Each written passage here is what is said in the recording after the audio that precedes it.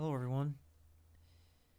I am done with Call of Duty recordings for the time being. I'm going to focus on helping Tarkov. I think I can help Tarkov because I believe that I'm good at analyzing and talking about firearms. I have real life firearms training and I've read a lot about firearms over the years. So I'm going to go through this list and I'm going to treat it as if it were real life because that's what Tarkov is sort of doing. They're trying to be as close to realistic. So I'm going to skip over some of these Russian weaponry because I think there's just too many in the game as is and I would like to see more variety. So let's start with the AAC Honey Badger. I get what they're trying to do here with adding this. They're trying to add another subsonic weapon to the game, but the problem is the AAC Honey Badger, from what I've read, is a shelved project. It was shelved right around the time that the SIG MCX came out. So if they're going to add a weapon, they need to add one that won't break the realism, because this is not realistic to even have. Like, I can understand this in, like Call of Duty or something, because it's already unrealistic, but since it's realistic, they should be sticking to a gun that's actually been produced. So in that regard, I think they should add the SIG MCX. I'm thinking either the SBR model, which is the 9-inch, or the Rattler, which is 5.5-inch. Or they could just do both if they really wanted to. But even if they did that, we have another problem. From what I've been able to read, the 300 AAC Blackout can't penetrate body armor greater than 2A, which means that this is only going to be slightly better than some of the other guns currently in the game, and it will be worse than the 9x39. We'll go over penetration a bit later, but for now, let's move on. So the RPK-16 is already in the game, which is essentially a heavily modified AK that's been designed for squad support type of stuff. So it's entirely fair to say that this is basically an AK-12. You can see that there's a lot of similarities with this. Like if you look at it, it's got a different stock, yeah, but look at the body and everything, it's pretty much the same if you compare it to the AK-12. So,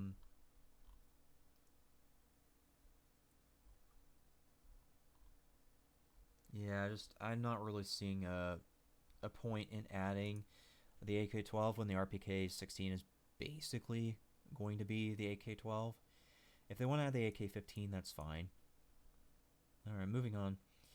The Beowulf doesn't make a lot of sense either, because that was something that wasn't really that popular. I think it was just a for fun / interesting weapon. And by not popular, I mean it's not popular like the MP5 or things like that. It's one of those very small weapons. I don't know how to feel about that being added. Moving on. The A94 is perhaps one of the only exceptions I'll make to adding more Russian or Russian-like weaponry, and that's just because every Russian weapon they've added is just the same thing over and over again. It's either a semi-automatic or an automatic. The A94 is capable of 2-bullet bursts, which would add something unique to the game. There's not any burst weapons, so that would certainly work. Shotguns, I think, are a waste of time, with one exception, which will be further down the list. Same goes with SMGs. I think they're a waste of time as well. But moving on, I guess Bushmaster ACR's gonna be okay. Maybe there's certain things that I would have to look at before I can really say much more and or give a confirmation. Moving on to the CZ Bren. This is perfectly fine to add. This is a weapon that sees service, and I think it would add a cheap assault rifle to the game. At least cheap in the terms that it won't require much modification for it to be accessorized. Given that Tarkov does follow real life weapon stats, I think that this would be best as 7.62 NATO. There is a model of the Bren that's chambered for 7.62 NATO. That's just because it only has 760 RPM. So if you did put 5.56 in there, it would be behind the HK416 and a couple other weapons. So I think it does need the damage to kind of help compensate. DSR-1, perfectly fine to add. I think it should be added as the 338 Lapua Magnum model. And then another one you can add in addition to that is the Accuracy International AWM. This is the latest model as far as I know. So this one could be the other 338 Lapua Magnum to offer a different playstyle. DSR-1 would be all about ergonomics, and the Accuracy International would be all about range. Austeyr would be perfectly fine if they add it with the 5.56 NATO. If they add it with a 9x19mm Parabellum, that's just a waste of time. Scar is one that I'm going to have a hard time seeing how that's going to fit into the game. That's just because it's 600 RPM.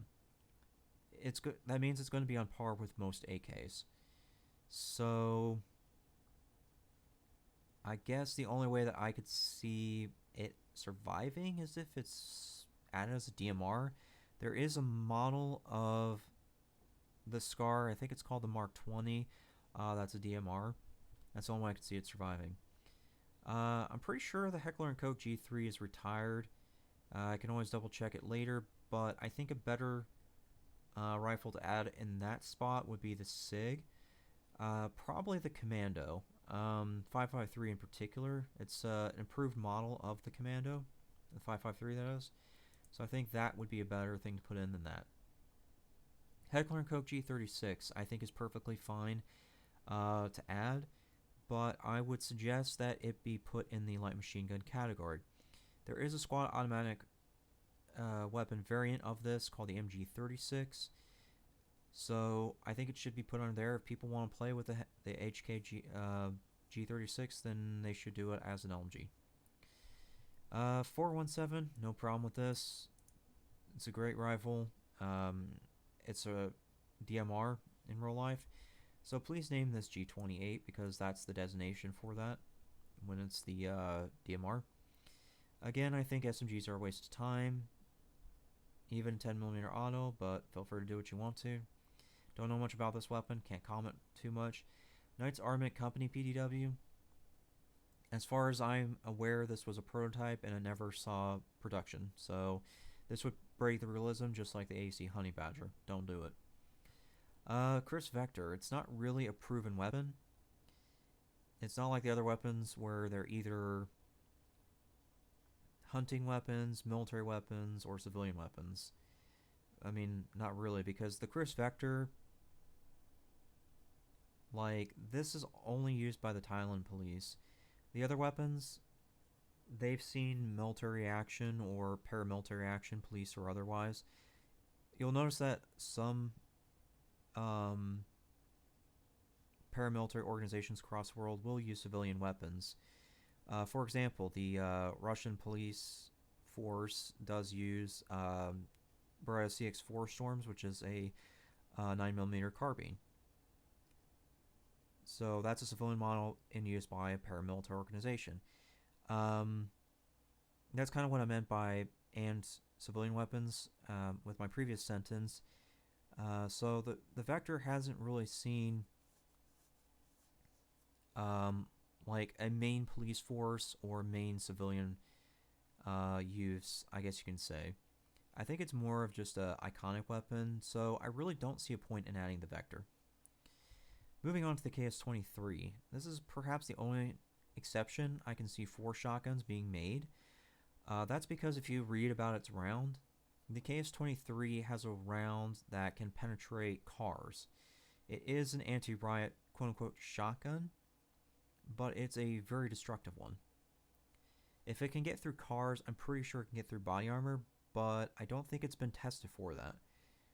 As far as I know, it's only been tested for riot situations, so that's a really hard call to make, but it's one of those I could see it being done.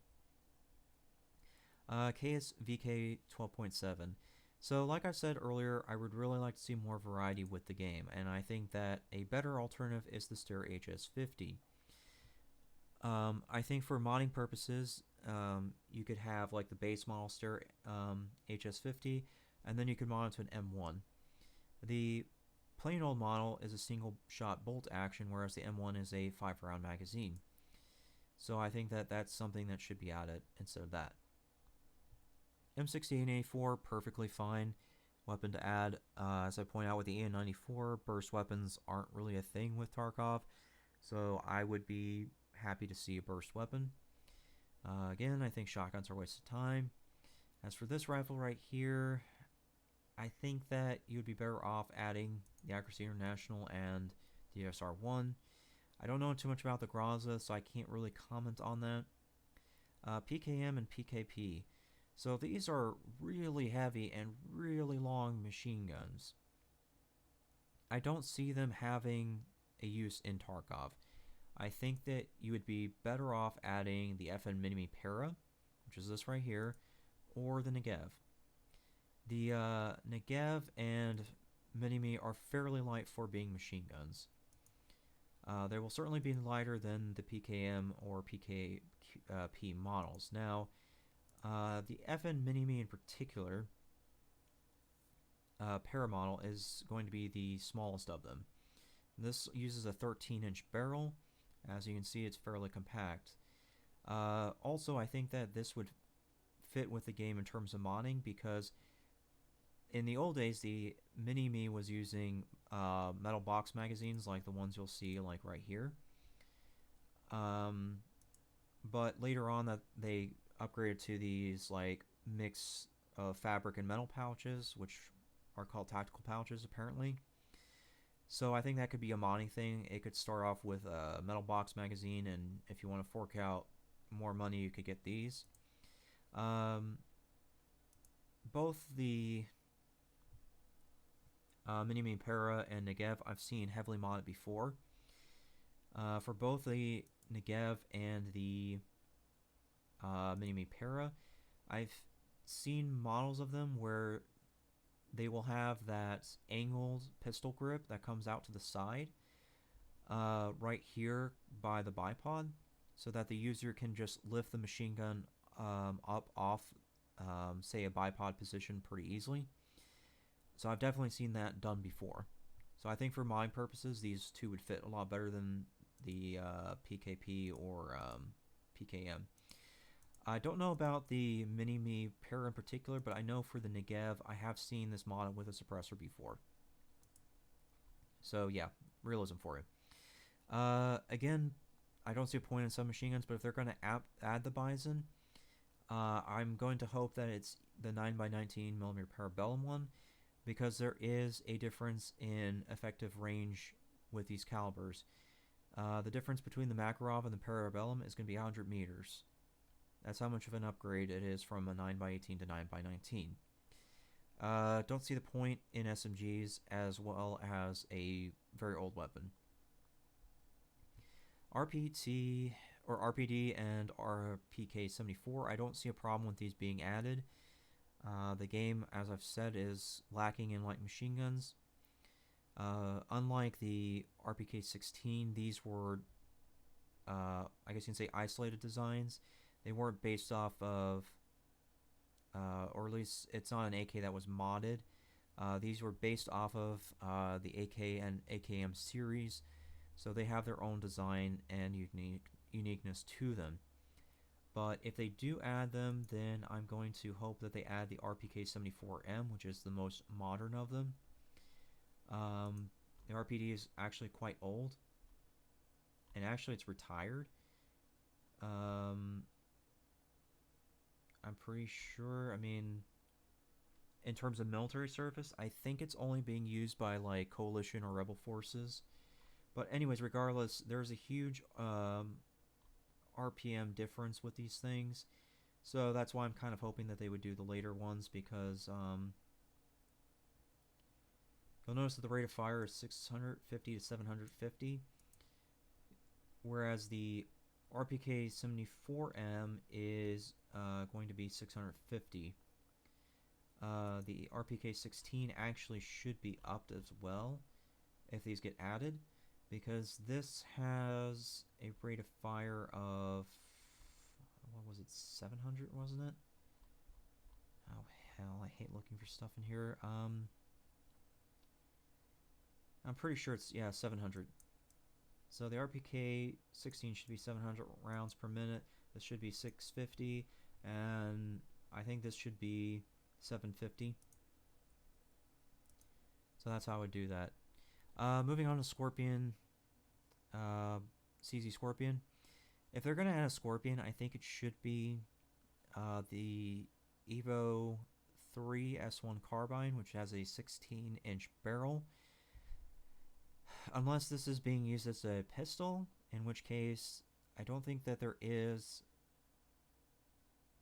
any automatic pistols. I have to double check that. If they want to do a 45 ACP SIG, MPX, knock yourself out. Now, this is one of the exceptions that I would be willing to make with the SMGs, because that is a high penetration round, and we'll get into that in a little bit. 9x39, don't see a problem with it, but again, quit adding so much Russian weaponry. Same thing goes there. Some of these are already in the game. That's old, so I don't get the point of that.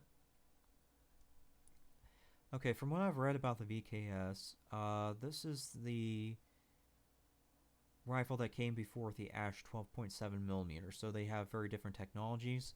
So I don't get the point in adding this when the Ash is already in the game and is a far superior weapon. Yeah, moving on. I don't see a point in a lot of this. Yeah, Desert Eagle's the only one that I can kind of see working, because that can penetrate certain body armors. Certainly won't be enough to make it worth the time of putting it in the game, but I can kind of see it. Launchers, yeah. So that's really all I can see with this list. Now let's go and talk about that penetration stuff, so you can kind of see where I'm coming from. So you notice that I took a screen cap of a notepad I created so that I can easily access the information when I'm talking to the Tarkov community. So the top half of this document is going to be the confirmed stuff, and the bottom half is going to be the stuff that is something I'm not 100% on. So with that said, let's go and start off with the SP6, which is a 9x39mm. It can penetrate 2.8 millimeters of titanium or 30 layers of Kevlar at 200 meters. Now, that wording is something that's confusing me, and I'm thinking what it means is that it can do either or. It's not like the SS-190 duty or rounds like that.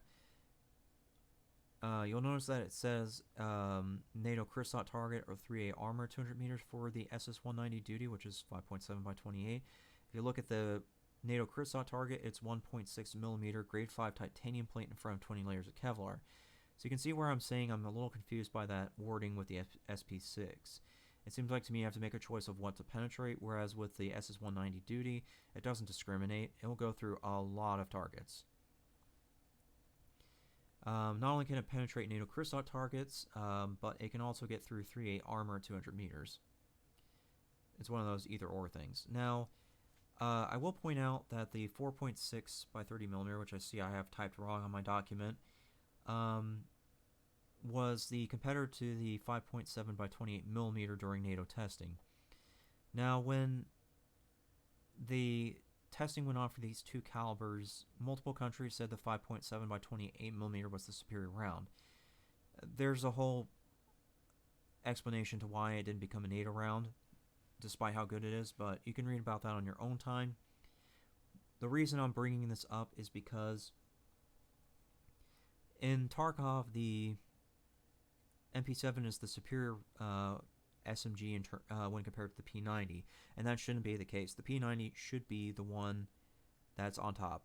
And as for pistols, it should be the second best pistol for penetration, and you'll see why in just a second. Now, don't get me wrong, the MP7 is still a good weapon, as you can see with the DM11 penetrator, and get through a NATO Crisot target at 300 meters. So there's that. Now let's talk about the SP10, 7, and 29, which is that round I was looking at just a moment ago with that one SMG. The 9x21 can penetrate two 1.2mm titanium plates plus 30 layers of Kevlar at 50 meters. So that means that this can penetrate better than any of the rounds listed so far, assuming that everybody's at their optimal range. So if you were to take all these calibers and put them in ranking order, assuming optimal range, that means the SP10 would be number 1 for penetration. So Tarkov needs to fix those numbers if they're really wanting to be as close to realistic. After the SP10 would be the SS190 Duty. After the SS190 Duty, it would be the DM11 Penetrator, and after that would be the SP6, based on what I'm able to read. Now let's move into the unconfirmed section. Now the reason this is unconfirmed is because a lot of this information is in Russian. My Russian is extremely limited, so I was very reliant on translators, and you'll even see where there's some broken English. But based on what I'm able to find in English, the STS-130 VPS round can penetrate 16mm of steel at 200 meters or GOST-6A at 200 meters behind cover. Assuming that I have the correct round, because there's two rounds in the STS lineup that are penetration. I believe the VPS is the 76 grain one, but there's another one at a higher grain that is also armor piercing, but I'm pretty sure it's the 130 VPS. Anyways, so GOS-6A is Russian class 6 armor and is equivalent to NIJ level 4 armor. So NIJ level 4 armor is armor piercing rifle rounds. That's what it's rated for. That means it can take 7.62 NATO ball and a few other rounds. So that means that for the Russian side, this is the highest level armor. That translates to the Ash being the highest penetrating weapon in the game so far, assuming that I have the correct round. There's one little piece of information I decided to put here because I just noticed it while I was searching for it, the Ash and its rounds. Even though the VSSK bullet is slower, it's also much heavier, 6 to 7 times or more. So it would produce a lot more felt recoil than the Ash 12.7 cartridge. That's what I was referring to earlier. So apparently the Ash is the most modern in terms of not only the weapon, but also the cartridge. So there you have it. There's this entire list, plus the rounds explained. In short, Tarkov is going to have to add or buff a lot of the existing rounds, as they are not anywhere near what their real life counterparts are. And if they're going to add more rounds, then I think they should do it in a way that adds more variety and makes sense. Like I was pointing out with the Gairuza round, this thing can penetrate a lot, so it would make perfect sense to add this SMG into the game if they so choose to do that. But they should change the values of a lot of this stuff and think about things like that. But for now, that's all I have. Thanks if you listened.